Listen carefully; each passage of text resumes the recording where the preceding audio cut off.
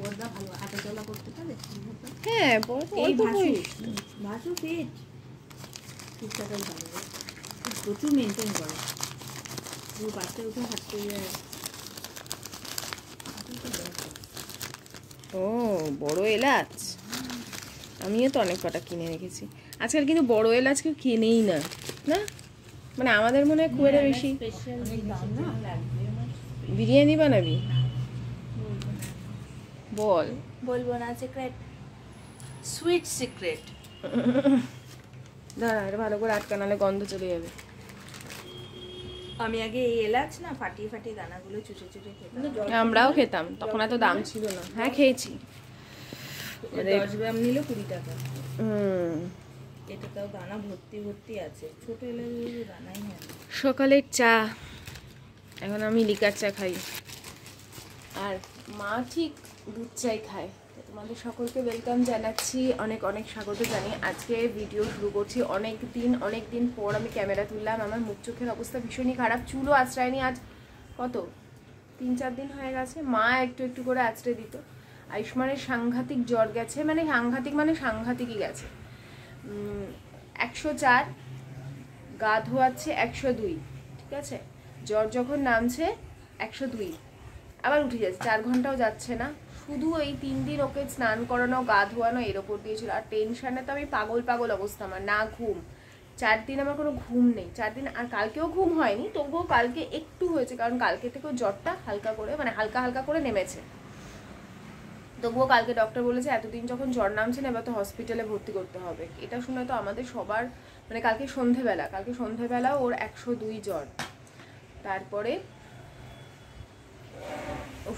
ওষুধ দেওয়া, তারপরে ওকে তোমরা আগেও দেখে থাকবে, আমি ওর জ্বর জারি হলে মসজিদে গিয়ে মসজিদে ঝাড়িয়ে এনেছি। কালকে ওর খুব খারাপভাবে, মানে বলে না বাচ্চাদের অনেক সময় নজর বা কোনো খারাপ কিছু লেগে যায়, তো কালকে তাবিজ বলেই ছিল ওকে একটা তাবিজ দেওয়া হবে। তা কি বলতে নেই, টাচউড, তারপর থেকেও শরীরটা একটু একটু করে ভালো হয়। আমরা অনেক সময় অনেক কিছুই মানি না, সত্যি বলতে। এখন বড় হয়ে গেছে, তখন তো আমি নিয়েই যেতাম না। এই একদম ছোটবেলা কোলে করে নিয়ে যেতাম, যখন একদম ছোট ছিল।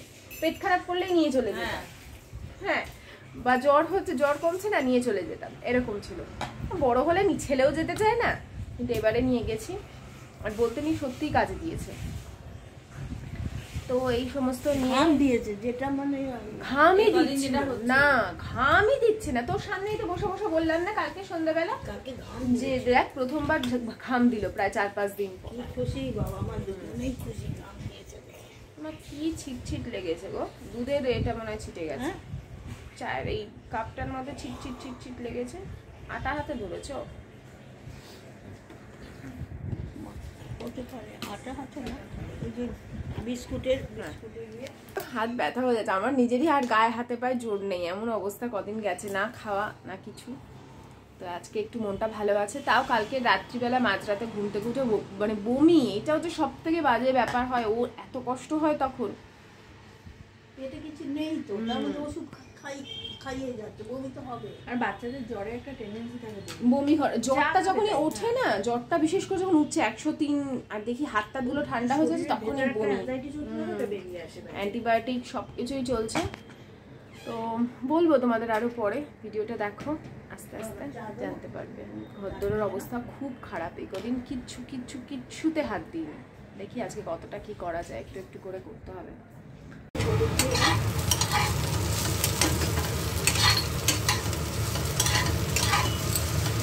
আজ যখন তোমরা ব্লগটা দেখছো, অর্থাৎ শনিবারেরই এটা কিন্তু ভিডিও সকালের। আমি ভেবেই নিয়েছিলাম যতক্ষণ আয়ুষ্মান সুস্থ হবে আমি অন্য কোনো কাজ মানে করবার মতন আমার মানসিকতাই আসে না, যে আমি ক্যামেরা তুলে ব্লগ করি, দেখাই আয়ুষ্মানের শরীর খারাপ, আমার হয় না। তো সেই জন্য ভাবলাম না, আগে সুস্থ হোক, তারপরেই কাজ শুরু করব। কেমন লাগলো আমার মায়ের হাতে পরোটা? খুব ভালো লেগেছে। জোর করে বসিয়ে রেখেছি, খাবে না, উঠে চলে যাচ্ছে। মা বলেছে এক্ষুনি হয়ে যাবে, 2 মিনিটের মধ্যে। আমার বন্ধু যেরকম করে চা খায় না, এটা সেরকম করে খাও। ওঠো, তোমার যদি ভেতরে জ্বর, তারপরে কাশি, সব আস্তে আস্তে কমে যাবে, বুঝেছো? কাঢ়া এটা, হ্যাঁ কালকেটের মতন। আসো তুমি বাবা, এই ঘরটা আসো, আমি এই ঘরে বিছানাপত্র একটু ঠিকঠাক করে দিই। যত রোগ মানে এগুলো আমি নিয়ে যাবো। আচ্ছা, মনে হচ্ছে মুন বলে ডাকছে না কি? বই বই বলছে বই।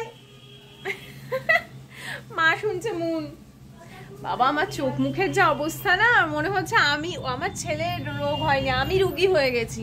আমার তো ঘুম নেই, সেই সোমবার থেকে আমার ঘুমই নেই।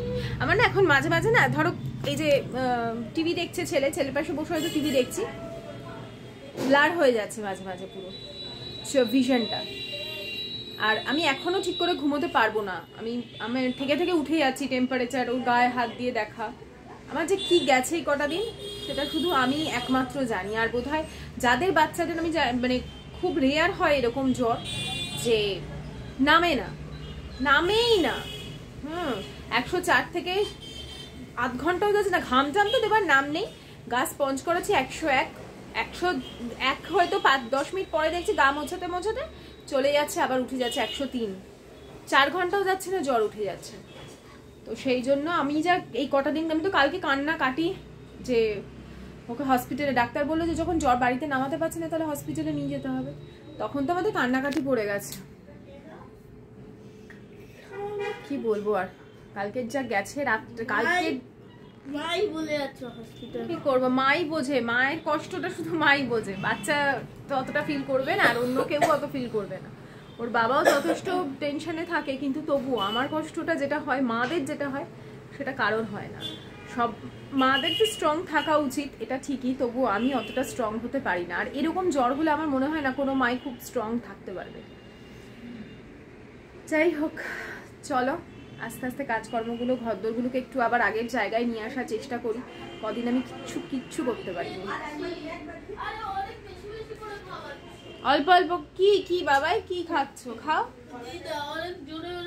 আচ্ছা, আস্তে আস্তে চায়ের মতন সিপ মেরে মেরে খাও। ছোট থেকেই আয়ুষ্মানের যখনই জ্বর হয় এইরকমই হয়। কিন্তু আমি আমার আশেপাশে যে বন্ধুবান্ধবদের কথা শুনি, এত সাংঘাতিক, ওর যে কেউ জেনে গেছে আমার বন্ধুরাও, যে ওর যখন জ্বর হয় আয়ুষ্মানের তখন এরকমই বাড়াবাড়ি রকমের হয়। আর অন্যদের হয়তো হয়ে থাকবে সেটা হয়তো বছরে একবার বা হয়তো 2-3 বছরে একবার, কিন্তু এই রকম জিনিস আজ 10 বছর ধরে আমি ফেস করে আসছি। প্রায় সপ্তাহখানেক পর আজ বাজারে এলো। এই বাজার জ্যান্ত রুই দিয়ে ঝোল হবে, পেঁপে কাঁচকলা দিয়ে ঝোল হবে। আমার ছেলেটার শরীরটা খারাপ, ক্যামেরা ধরে দেখো, আর মা বিছানা করছে। দেখ সোনালি আন্টি তোর জন্য কি মিষ্টি এনেছে, দেখ তো। বলেছিল তো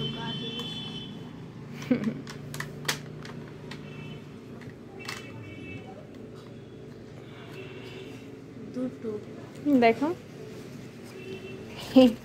সোনালি নিয়ে এসছে। না শরণ্যারটা তো থাকলে আলাদা, শরণ্যার জন্য নিয়ে যাবে, তোমার জন্যই দুটো। এখন খাবে না পরে? এই রাত্রির একটা খাবে, এখন একটা খাবে, একটু বাদে খাচ্ছি। আচ্ছা, ওই কারাটা খেলো। হ্যাঁ বাবা। ওই ঘরে বিছানাপত্র পাল্টে দিয়ে আয়ুষ্মানকে আবার ওখানে বসিয়ে এখানটা আমি গুছিয়ে নেবো। এই চাদরটা আজকে তুলবো। আর দেখবে কারোর যদি জ্বর জারি হয়, বিছানার চাদর তুলে পরিষ্কার করে দিলে মনে হয় যেন ঘর থেকে কত জীবাণু চলে যায়। চাদর ধুয়ে আজকে কাচা ধোয়াও করব। তবে নিজেরও তো প্রচুর ধকল যায়। বাচ্চার যখন শরীর খারাপ হয় তাকে বারে বারে স্নান করানো, গা স্পঞ্জ করানো, মাথা ধোয়ানো, আমার 24 ঘন্টার মধ্যে প্রায় 15-16 ঘন্টা এটাই চলে। যার ফলে কি আমার শারীরিক মানসিক সব দিক থেকে প্রচণ্ড পরিমাণে ধকল হয়। আর মা পাশে আসে, মানে পাশে থাকে, এসেছে বা ঠিকই, কিন্তু আমার মায়েরও প্রচণ্ড শরীর খারাপ শুরু হয় এসেই। তবে মাও এসে পৌঁছেছে, তারপরে মায়েরও অসহ্য কোমরে ব্যথা। মা এসে এখানে পৌঁছেছে সেটাও ঈশ্বরেরই ইচ্ছা, না হলে হয়তো মায়ের কোমরে যে কী ধরনের যন্ত্রণা হচ্ছিল সে আমি বলে তোমাদের বোঝাতে পারবো না। মানে একটা ভীষণ টাফ কিছু দিন আমার পেরিয়েছে। কিছু কিছু মানুষের এরকম কঠিন সময় যায় ভালো সময় আসার জন্য, এটাই আমাদের চিন্তা ভাবনায় রাখতে হয়। আর সত্যি বলতে কি, এরকম কঠিন সময় না এলে না বোঝা যায় না যে ভালো সময়টা কাকে বলে, এবং বা ভালো সময় আনার জন্য আমাদের কী কী করা উচিত। আর সত্যি বলতে কি, বিয়ের পর থেকে না এখনও পর্যন্ত শুরু করে কোনো জিনিস আমি খুব সহজে অ্যাচিভ করিনি। যখনই কোনো ভালো কিছু অ্যাচিভ করেছি তারপরেই কোনো একটা বাধা বিপত্তি এসে যায় সেটাকে আটকাবার জন্য, বা কোনো কিছু বাধা হয়ে দাঁড়িয়েছে। কিন্তু ঈশ্বর যার সহায় থাকে তখন তো কী আর বলবো, তাকে আর কেউ আটকাতে পারে না। আর সত্যি বলতে কি জানো তো, বেশ কিছু নিকট কাছের জন তোমার উন্নতি দেখে হয়তো তোমার পাবলিক প্রোফাইলে এসে লাইক করবে, অনেক কিছুই বলবে, কিন্তু ভেতরে ভেতরে কোথাও যেন কারোর কষ্ট হয়, তাই না? হয়তো সেই সমস্ত কষ্টের হায় বা কিছু লেগে যায়। যাই হোক, সেই সমস্ত না হয় আমাদের দুর্বল মনের কথা, আদপে নিজেদেরকে আমাদের নিজেদেরই শক্ত করতে হয়। কিন্তু এখন যতই বড় বড় কথা বলি, যখন পরিস্থিতিটা খারাপ যায় না, তখন সত্যি সব দিক না অন্ধকার হয়ে যায়, ভেঙে পড়ি, ঈশ্বরকে ডাকতে থাকি। কখনো কখনো মনে হয় ঈশ্বরও যেন কথা শুনছেন না, কিন্তু ওই যে যখন একবার বেরিয়ে আসতে পারবো এই পরিস্থিতি কাটিয়ে, তখন কিন্তু আমাদের মনের জোর অনেক বেড়ে যায়। আর এই যে কাঁচা ধোয়া নিয়ে বসেছি, একটা ডেটল আনতে হবে, এরপরে মেট্রো ক্যাশ অ্যান্ড ক্যারি যেদিন যাব একটা ডেটল কিনবো। অনেক দিন হয়ে গেছে জামা কাপড় কাঁচা ধোয়ার পর আমি ডেটল দিই না, যেটা আয়ুষ্মান ছোটো থাকাকালীন এমনকি আমাদের প্রত্যেকের জামা কাপড়ও আমি একবার করে ডেটল জলে চুবিয়ে ধুতাম, তাতে না বেশ একটা পরিচ্ছন্নতার ভাব বজায় থাকে জামা কাপড়ের মধ্যে। তো হয়ে গেছে 3-4 বার করে সব জামা কাপড় ধুয়ে আমি গামলা, মানে বালতিতে আর গামলা এরমভাবে ভরে নিই আগে, তারপরে রানিং ওয়াটারে একবার করে ধুয়ে রেখে দিই। এরপরে স্নান সেরে নেব, কারণ আর শরীর আমার দিচ্ছিল না। তো স্নান সেরে চলে এলাম। আজকে তোমরা জানো আমি সপ্তাহে 2 দিন শ্যাম্পু করি, সানডে আর আজকে। গত সানডে শ্যাম্পু করেছিলাম, তারপরে আমার নিজের শরীর খারাপ ছিল, আর সেই যে মানডে থেকে শুরু করে আয়ুষ্মানের শরীর খারাপ হলো, আজকে স্যাটারডেতে এসে আমি আজকে ভালো করে শ্যাম্পু করলাম, মাথাটা কারণ আমার শ্যাম্পু বেশি দিন না করলেই মাথা ব্যথা করে। অনেকে বলে মাথায় তেল না দিলে অনেকের মাথা ব্যথা করে, তো আমার আবার শ্যাম্পু না করলে ঠিক করে, মানে স্ক্যাল্প পরিষ্কার না থাকলে আমার মাথা ব্যথা হয়। তো ওই জন্য মাথাটা খুব ভারী ভারী লাগছিল, ভালো করে শ্যাম্পু করলাম, করে এখন স্নান সেরে নিলাম, না হলে আমার ঘুম হবে না। আমার ঘুম আসছে, আমি শুচ্ছি না, ঘুমোতে পারছি না, প্যালপিটেশন হচ্ছে। ওই যে কন্টিনিউ এতগুলো রাত জাগা, সারাটাক্ষণ আমার বাচ্চাটা সারাটাক্ষণ গাটা গরম, হাত দিতে পারছি না, এত গরম। তো তুমি বলো একটা মায়ের মনে কি যায়? আমি তো মানে পাগলের মতন অবস্থা। কাল তো বললামই তোমাদের যে আমার কান্নাকাটি পড়ে গেছে কালকে।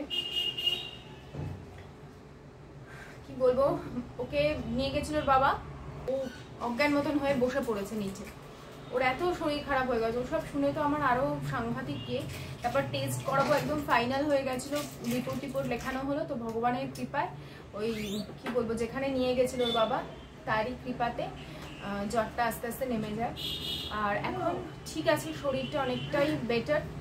আমি ওই জন্য ভালো করে স্নান সারলাম, ঘরদোরগুলো মোটামুটি শোকেসের ওপরে, যে দেখো শোকেসের ওপরটা দেখাই, ওই যে দেখো ক্লাটার ফ্রি করেছি পুরো।